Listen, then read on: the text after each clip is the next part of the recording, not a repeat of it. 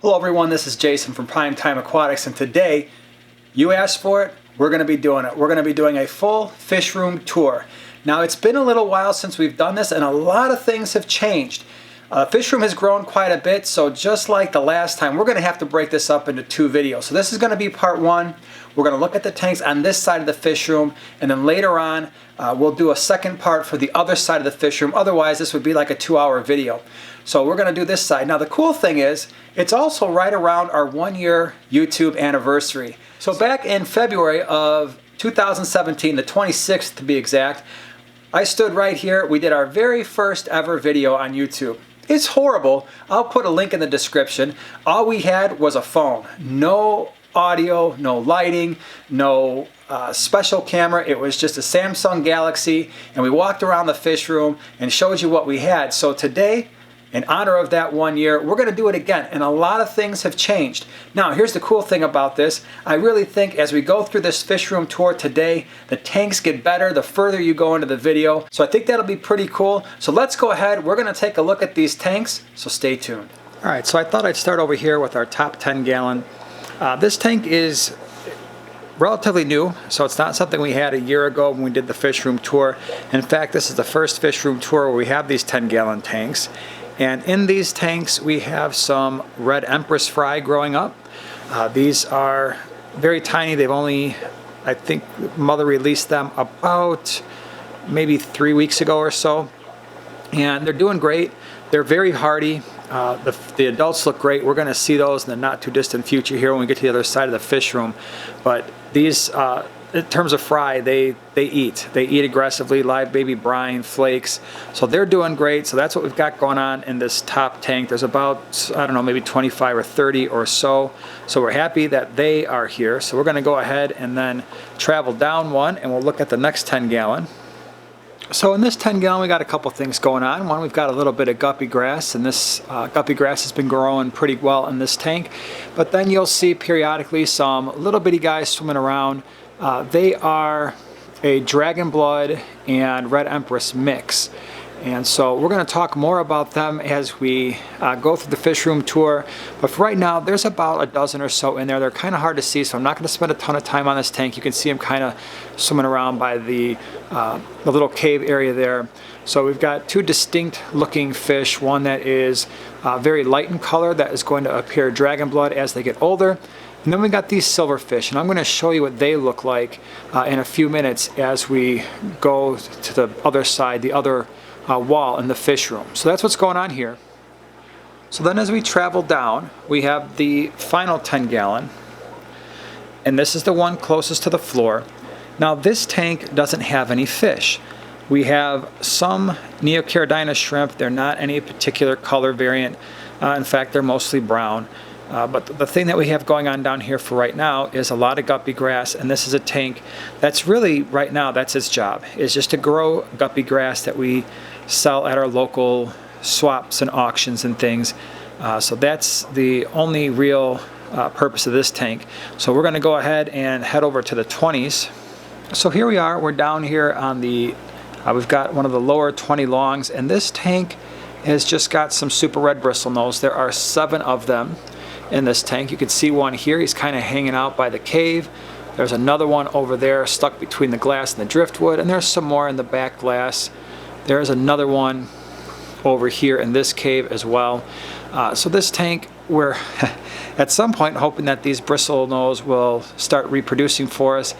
We've had them now for about a year. Still no luck on this, but one of the interesting things that is happening is it's becoming a Java moss making factory, and so that's what we see here. This Java moss at one point, when we were keeping this tank a little warmer, had all died back, and there was a little bit left apparently, because now it is completely covering that piece of wood. So I guess that's pretty cool. We've got a Cryptlutea in here in the center, along with a little bit of hornwort that's kind of floating around. But this is hopefully going to be a tank for us that produces some super reds in the not too distant future. We'll see. So that's what's going on here. So in this tank, you're going to have to excuse the cloudiness. We just did a water change on it today. This is one of our standard bristlenose Pleco breeding tanks, and it's pretty heavily stocked. We've got at least a half a dozen males and a half a dozen adult females in here. You can see here we've got some caves here, We have another one here, and the males really like to hang out in those caves, and most of them are constantly sitting on eggs. This is a tank that is extremely productive for us, and so we've got babies, and they're going to be hard to see. You can see smaller ones eating the rapaci, but we've actually got some really small ones in here as well. They just released a couple more batches. You can see maybe the albino right here. So we definitely have babies coming out of this tank, quite a few, and because of that, it's something where we have to do water changes on this tank about 3 times a week. So we do about 50% 3 times a week, and believe it or not, with this kind of a heavy load, that sponge filter in the corner is more than sufficient for this tank. There's no ammonia, no nitrites. We do the water changes to keep up on the nitrates. The other thing we have going on in this tank is all of that jungle val. The jungle val grows really well in this tank, and so what we're finding is for certain tanks we can really just have plant making factories. We've got the jungle val here, we've got guppy grass in a couple of the tanks. Some of our tanks are really good at producing wisteria, and then if we need the plants for other tanks, we just kind of take them out. So this is a productive tank for us. It's ugly, but it is definitely something that produces a lot of fish for us. And here we can see some of the larger males. So here we've got a large brown male bristlenose, and so they come out when it's time to eat. Here is another larger brown bristlenose. Here's an albino. And the original plecos that we had in here, they were 2 brown, a male and a female, and they wound up giving us some albinos, which is pretty cool. And you can see some of the babies on top of some of the caves here. They just released a couple batches of fry. A little bit hard to see, and of course the snails are kind of jumping on the rapaci, but those plecos do a pretty good job of getting them out of the way when they're ready to eat. And you can see some more larger ones back there by the sponge filter, and another large male here. That is his cave. Alright, so now we're coming from the 10 gallons. We're going to go over here and take a look at this first 20 long. And in this tank we have our Peacock gudgeons. I had to feed them because, again, they were a little shy. So to get them out and about, I decided to put a little food in, get them eating, and they usually come out when it's time to eat. In fact, they usually are out, but it's one of those things where you put a camera in a fish's face and they're like, what's this big thing? I'm gonna go hide in the corner. So to get them to come out, we made a compromise. I said I would feed them, they said they would be nice and swim around while I'm trying to film them. So these are the Peacock gudgeons. We've had this tank up and running now for over a year. There's about 20 or 25 of them in this tank. They get along fine. Very rarely do we see any problems with aggression. There's no fin nipping going on. We do have 2 caves in this tank, one that you can see on the right, and then as we come over here we have another one on the left. And quite often you will find a male and a female in there. They'll stay in there for a couple days. The female will leave and then the male will guard the eggs. And we've gotten a lot of fry from this tank, and we usually try to pull the eggs a few days after we see them. Now we do have a species profile on this particular fish, so if you're interested, I'm going to put that in the description, a link in the description. These are great, super colorful. This is as big as they get. Like I said, these are all over a year old. We've had 0 aggression issues. I know there are some sources on the internet that say that they can be nippy. We've had them, we've got 25 and a 20 long here. We've had over a couple hundred in a 37 without any issues, and we've never had issues with them with other fish. I'm not saying you won't have issues, but what I'm saying is I just haven't experienced any of the aggressiveness that people say can happen. So these are great fish with awesome color. We like them a lot. We're going to continue to hopefully breed them and keep bringing them to clubs and auctions and things. So this is it's basically a breeding tank. We've got a little bit of hornwort. We've got this giant Anubias over here, this piece of wood that's got some green hair algae, although we're starting to see some Java moss return. And then we've got this sword plant that's been growing. So tank's not really set up to look fantastic. It's set up so that we can get pairs in here giving us eggs. So we're going to go ahead and we're going to go over here to the left and take a look at this 20 long. Alright, so we're coming from the Peacock gudgeon tank, and now we are here at this 20 long right next to it. And these fish, again, are pretty shy. We have some Acara anomala in this tank, and right here we can see one of them. This is probably, it looks like it is a subdominant male that we see here right at the bottom. There are 5 of these in this tank, and the males, at least the dominant ones, get a lot more blue than what we're seeing here. And so the females, what we're finding is the females will look, they're almost a pistol-like in their colorations. And so the females wind up with some dark stripes, and they don't get the blue colors, but the males end up with the color. All right, so I went ahead and I fed these guys to bring them out a little bit. And you can see here we've got one of the males is out, and you can see the blue on him. You can see the little bit of the black. Over here we have another male. He's kind of chasing around a female back there. So a little bit of live baby brine, sometimes that does the trick. You can see them here. Again, they're still young, they're still small, so they will continue to get more color. But really like the black fins that are coming out on these guys. I'm going to go ahead and try to get a little bit closer so you can see them here. Cool looking fish.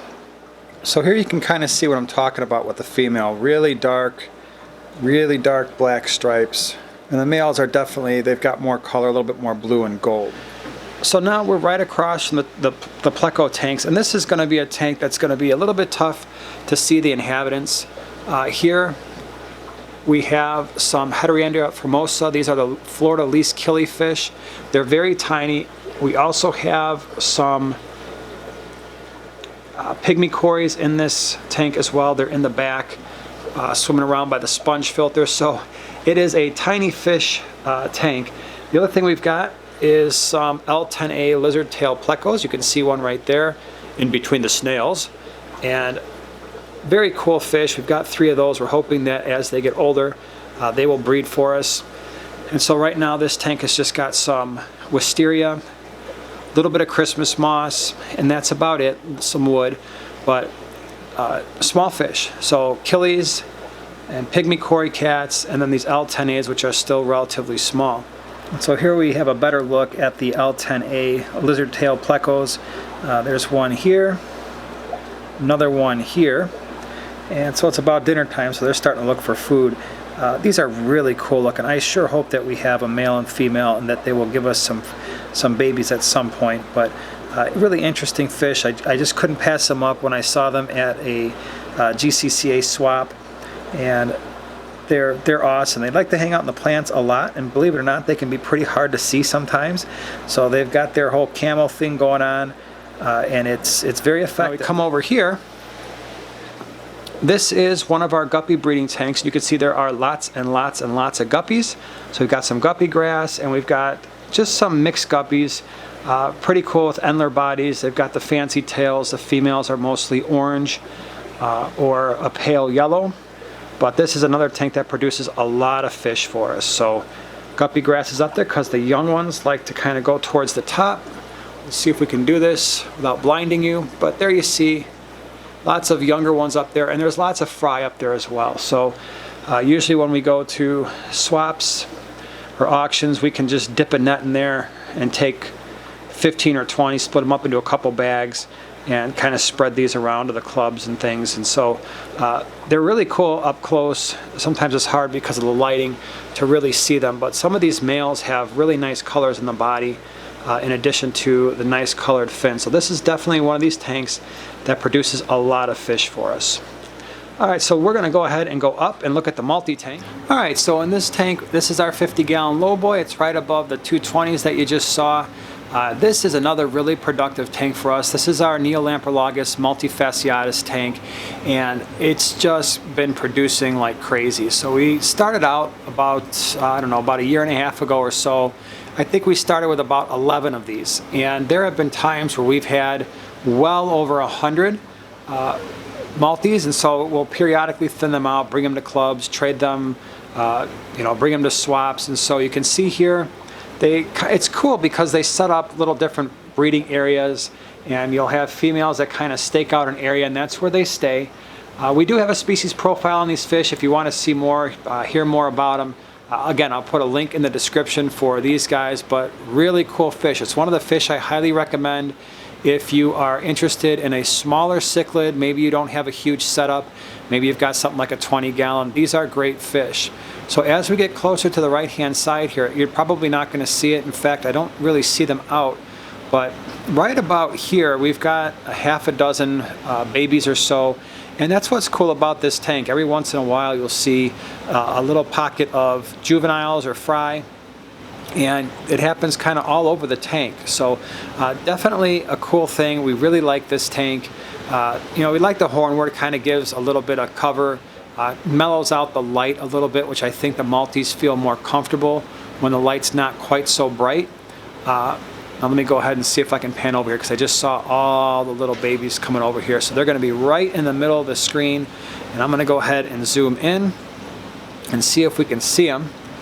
But we leave this green hair algae that we're looking at that's all over these shells. It may not be the most appealing thing to look at, but it's a good potential food source for really small fish. So there will be microorganisms on this stuff, and it's definitely something that I want in a tank like this. So there are some fry over here. It's just going to be really difficult to see because they are so tiny. But this is one of my favorite tanks to look at. It's one of my favorite tanks just in general in terms of the setup and everything. Just a really cool thing. So that is the 50-gallon low boy. And what we're going to do now is we are going to go ahead and take a turn and come on over, and we're going to go ahead and take a look at these 40-gallon. All right, everyone, so here we have the bottom 40. This is the 40 that houses our electric blue Acaras. Right now this tank is a little bit in flux because it's going to be eventually optimized for breeding. As these fish get older, they're getting to the point where they're at breeding age. We've got about 7 or 8 of them in this tank right now. They're looking fantastic, getting along great. You can see the fins, the trailers are really starting to show. We really like these fish. The colors are fantastic, and there are 2, I guess, actually 3 main electric blue type fish. You've got the Rams, you've got the Acara, and you've got Jack Dempsey's. And out of the 3, to me, these are probably the easiest to keep. They are, they're not too demanding in terms of their water quality like maybe the Rams would be. They're not as aggressive as an electric blue Jack Dempsey. And when they breed, unlike the electric blue Jack Dempsey, they breed true. So all of those things are definite bonuses. And again, right now this tank is a little interesting because the brown things that you see kind of hanging down over here, those are pothos roots. And so the roots are actually growing into the substrate, which is cool because it's sucking out a lot of nitrates.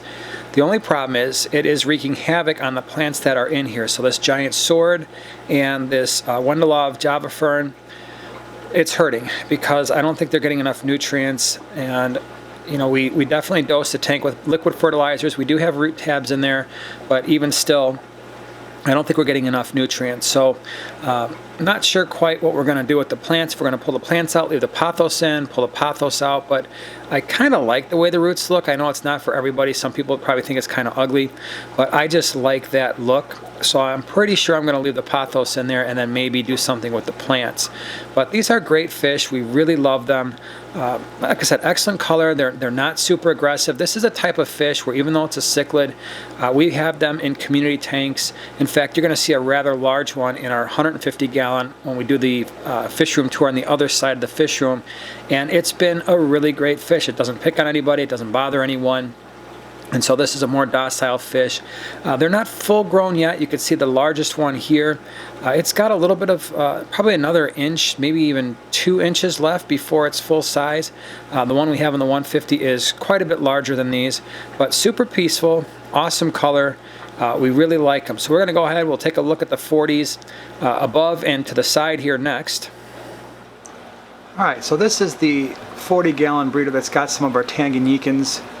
We got 3 different types of fish in here. As you can see over here on the left, we've got some Neolamprologus calvus. We've got some Neolamprologus meleagris. That's the shell dwellers that you see here. And then over here, we have some feather fins, some powder blue feather fins. So it's a decent mix. I don't know if it's going to work long term. And of course, they're kind of skittish. So get too close to the tank with the camera, they don't like it. But they're definitely cool. We may break this group up into at least getting the meleagris out at some point and possibly giving the calvus their own tank, just because we don't want fry going missing as they start to breed. We do have some jungle bell in here. I know there's a little bit of green hair algae. We've got a lot of it out. There used to be a ton of hornwort in here, and so we've kind of transitioned this tank so it's still kind of in flux. So the green hair algae is grown with the removal of the hornwort, but now the jungle bell is starting to take hold, and so that is a good thing. You can see here, there's the calvus. Meleagris is right there in the center. And then we got the feather fins over there. So we're going to go ahead and move on over to the other 40 gallons this way. So this is another one of these tanks that we really enjoy quite a bit. These are the star sapphires, and they are just now getting to a size, or will be really soon at a size, where we may start to see some breeding behavior. This is a fish where had you looked at them maybe 6 months ago, it would have been a brownish silver fish that would not have been very exciting to look at. And they're finally starting to get their nice deep blue colors. You can see the stripes on the fish. Those are going to go away, at least for the males, and the males are going to turn a more solid blue, but then they're going to have white spots all over them. That's why they call them star sapphires. The females will stay blue, but they'll still have some of the barring. But you can see here, they're really finally starting to come into their own. It's definitely a tank that we enjoy watching. We enjoy watching these fish, and at least at this size, they've been getting along really well. That may not happen long term, and especially if they start in their breeding behavior, that's probably not going to be the case. But at least for right now, they tend to stay close to one another, form pretty tight groups, and we will see how that works out, how that plays out in the long term. But we're really excited for these guys, really want to get some fry from them, and I think probably in the next few months that may start to happen. So these are the star sapphires, a tank that we really enjoy. Now this is a tank we're really excited about. This tank houses our Cyprichromis leptosoma, and we do have a species profile on this fish, so again I'll put that in the description in case you want to learn more. But those are the fish that are, the males are blue with the yellow tails, and the females are more of a silver color. And then we also have some Neolamprologus brevis in this tank. They're the smaller silver fish that are a little bit stocky. The reason we're super excited about this tank is we have been getting a lot of fry from the Cyprichromis. So if you look over here towards the rocks, a lot of fry going on. And so the first batch that we had, she gave us 4 fry, and then the next batch was 7. We have this female over here on the right hand side. She has also got a mouthful of fry right now, and they're really starting to produce for us, and we really love these fish. And so hopefully they keep producing for us. Hopefully they produce enough fish where we have to consider moving them to a larger tank, which is something I've been contemplating, is setting up a large Lake Tanganyikan setup with a 6-foot tank. And you can see here that male is kind of showing off to the females, and really pretty. So you can see the blue and the yellow and then the white tips of the fins, and it's really cool. So these fish, when they reproduce, it's in 3-dimensional space. It's in the water column. They're not cave spawners or substrate spawners. And again, more information, if you want more information, definitely take a look at the description. But really like the output that's happening in this tank. Again, it's not set up to be necessarily gorgeous, but we are getting a lot of fry, and that is the primary goal right now. And I think the brevis are also getting to a point, the shell dwellers are getting to a point where they're getting ready to breed, because you can see the males, when they get that vertical little dance they've got going, that is him trying to show off to the females. And so I can see a situation here, hopefully the next couple months, where we start to see little baby shell dwellers over in this other side of the tank. So we'll see how that works out, but it looks like they're getting to the point where they're starting to show off as well. So we're going to go ahead and move on up and look at the 40 above this one. So as we move away from the center 40s, we come over here, and this 40 it's going to be a little bit difficult because the fish are still really young. But we have some albino ice blue cichlids in here, Metroclima grishaki, and you can see one right over here by the wisteria. They are not fully colored up. There's a male in here who hangs out by the sponge filter back there who will be impossible to get on camera, but the male at least is getting a very white body with some yellow and orange fins, and they're going to look cool. So this is a tank. I will bring you back to this tank as they get older. The other thing we got going on here, and you may be able to see them on the glass, is there are a ton of baby plecos. Last time I counted about 60, and they're all over the place. They're on the glass, they're on the rocks back here, they're in the substrate. They like to hang out in the wood, both in the centerpiece that you see right here and also on this large piece. So we've got about 3 or 4 adult plecos, and they all of a sudden started giving us tons of babies. And part of it was before we put these smaller cichlids in here, these imbunas, to grow out, we had some Geophagus steindachneri, and they were full grown, and I'm sure they were eating the babies as these adults were producing them. But now with these smaller fish, they left the babies alone because they're too small to eat them. And we're starting to see a lot of fry come out of this tank. So not really what this tank is set up for, but it's working for now. So if they're going to give us 60 bristlenose fry, we'll certainly take them and be happy and thankful that we have them. So again, you can see the little albino ice blue right here in the center. And we're going to come back to this tank. Give it about 2 months or so, and we're going to have some really cool stuff to look at. So we're going to go right below on the 40 below us and take a look at some more fish. This is our Pseudotropheus solosi tank. We did a hardscaping video on this a while back, and we haven't really been back to this tank since. Obviously the fish since that time have gotten bigger. They're definitely showing more color, and so the solosi are really cool because they are different colors depending on whether or not they're male or female. And so the 2 yellow ones that you see, those are females. And then we have these blue ones with the blue stripes, and this is our big guy. He's going to go behind the rock now, of course, but the dominant male is got really dark stripes and a dark blue color, and then these lighter ones, these are the less dominant males. So we've got 2 females, we have 4 males, and just recently we noticed that one of our females is holding. And one of the ways you can tell that is they stop eating and they kind of become a little bit reclusive, and that's what happened with her. And then all of a sudden you can start to see the mouth just kind of munching a little bit. So we really like these fish, and so they are imbunas. They can be a little bit aggressive, but in my opinion they tend to be not as aggressive as some of the other imbunas. And look at this male here, just absolutely fantastic color.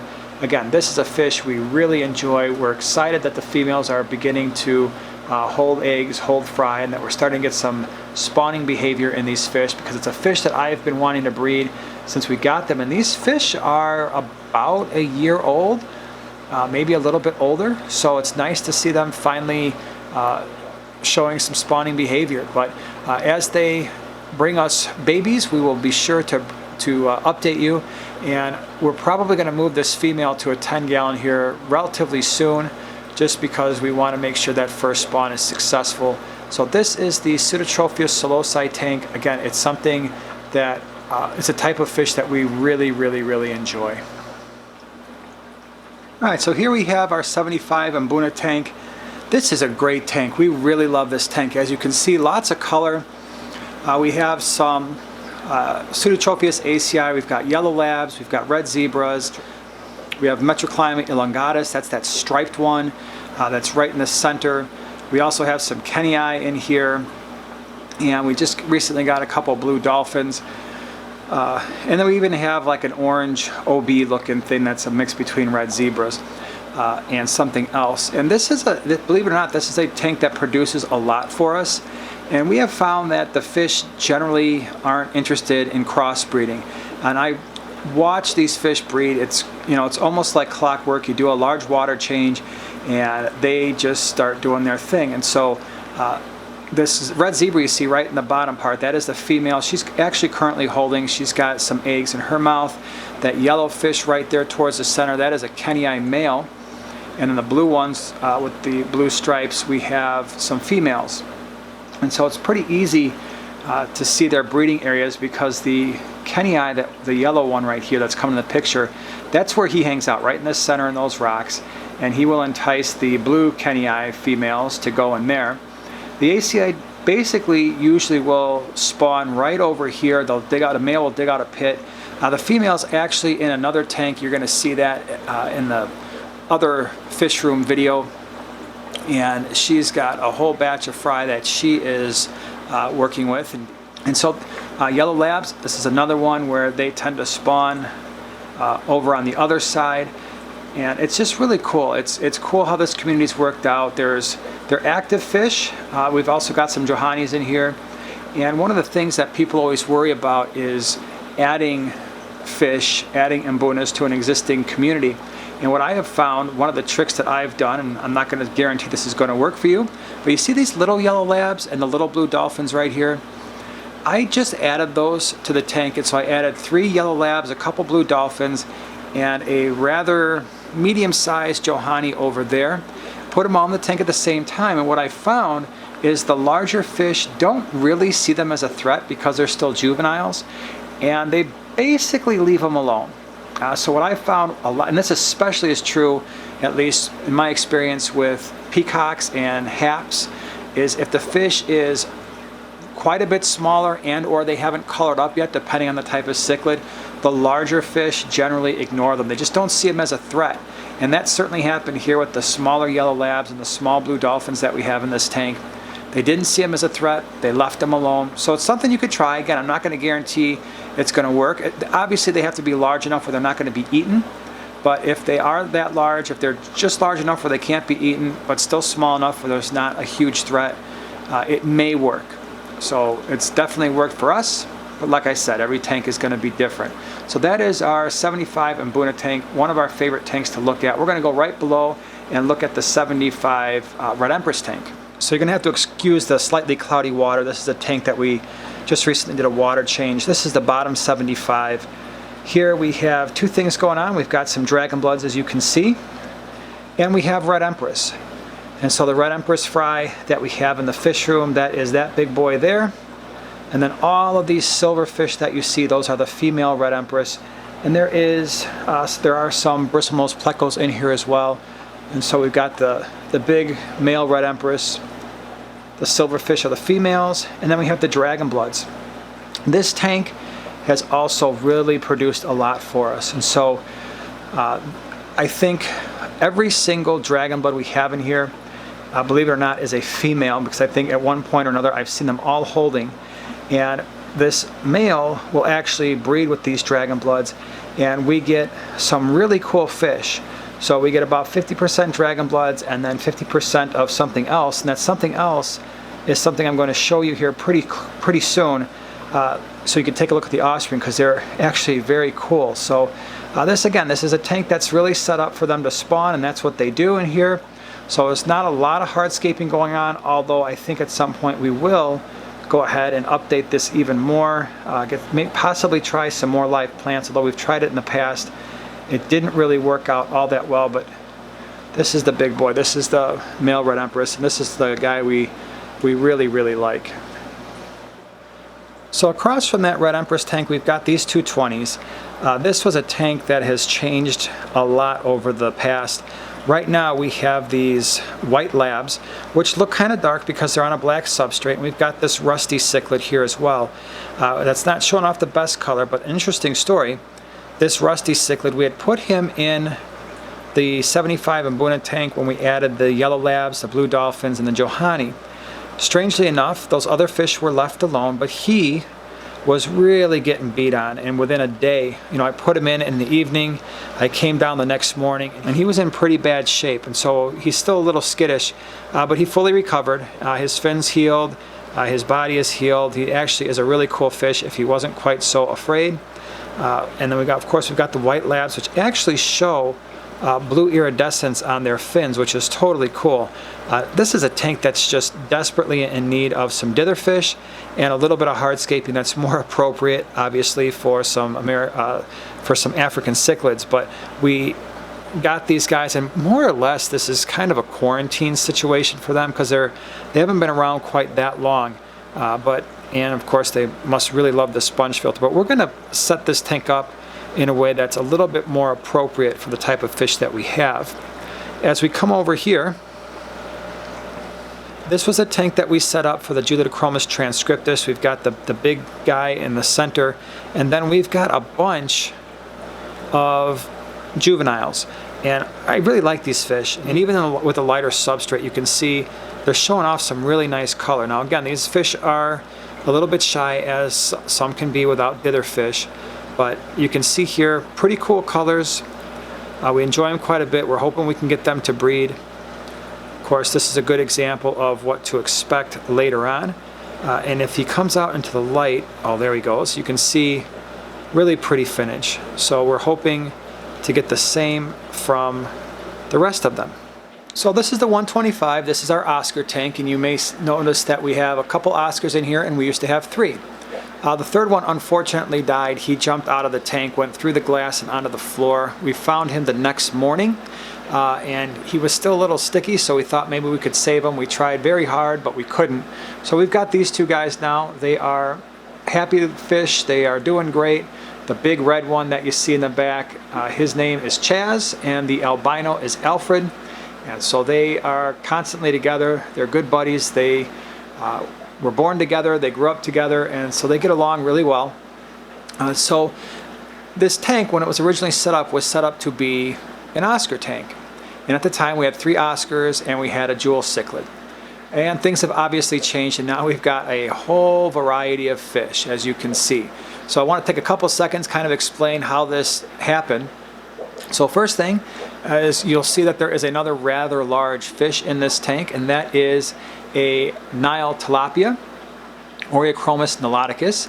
And this fish, we had a bunch of them. We sold a bunch of smaller ones off at auction, and we kept one, put him in here, and I'm really glad we did. If you see the color on this fish, and I don't know if the camera is really doing a good job picking up the color, but this fish has amazing color. So a lot of green, blue, and red. Very peaceful. So they get along. He gets along well with the Oscars. You'll see that Chaz will sometimes kind of get him away from him. But other than that, you can see here, no fin nipping or anything like that. That's about the maximum aggression you're going to see from either one of these guys. So it's been a good combination so far, working out well. Really like him. He's definitely going to stick around. He's going to get big. He could get about 20 inches or so. He's already probably close to a foot long. Now, other fish, you can see here, the jewel cichlid is still here and doing well. And then we also have the Geophagus that's over by the sponge filter, now currently being blocked by the tilapia. So the male Geophagus steindachneri that came from the 40-gallon, he's in here. Again, I separated the male and the female, just wanted to give them a break. I know some people might be a little bit hesitant to put a smaller Geophagus like this in with all these other fish. And, you know, it's just one of those things where you kind of have to use your experience and intuition, and no problems whatsoever. You can see here his fins are in excellent shape. He's in excellent health. He's out. He's not, you know, up in a corner somewhere. And even though a lot of these fish would be considered more aggressive, as we can see here, that little OB, they get along pretty well. So we've got the Geophagus in here. We also have a red empress. And now you can start to see, like, wow, you've got fish from all different kinds of continents going on in here. And that is true. So the red empress right now is kind of behind the sponge filter. What happened there is we had him in the 75 with the red empress that you saw previously, and this was the other male, and they were not getting along, and the other male was really beating him down. So I didn't really have anywhere to put him, and I certainly didn't want him to get killed in that tank. So I put him in the back. I put him in this tank to heal up. And again, it's one of those things you just kind of have to use your intuition and experience. And you know, a lot of people say maybe that's not the best idea, but we put him in here and he has indeed healed. So you can see here as he comes out, his fins are all back to normal, his body's in good shape. We will probably get him to a point where he's healed up and really comfortable, and then we'll most likely go ahead and bring him to one of our swap meets just so somebody can have a nice, beautiful red empress. And then we have the story of these OBs. So I started to tell you when we were looking at the 75 that we have the male and that 75 that likes to breed with the dragon bloods. Well, when they do that, they give us about half dragon blood looking fish and then half silverfish. As we look at these fish as they're flying across the screen, they did not stay silver. They became OBs, and the 2 males here, they are really, really, really pretty. I know it's hard to get them on camera right now, but they're absolutely gorgeous. And I think, and you can see here, the reason why the male is kind of aggressive is this is a female OB down here. And they are, even at this younger age, he wants to breed. And I've seen them a couple times go through the breeding process, not really produce any eggs or anything, but that's what's going on there. But these OBs are absolutely beautiful. I've got a couple more batches. When we get into The other side of the fish room, you're going to see that we've got more of these, and I'm hoping to grow them out, get them to color up. But overall, this tank, I know it's a strange mix of fish. We got the Oscars over here, and I straightened out the gravel, quite honestly, just for this video.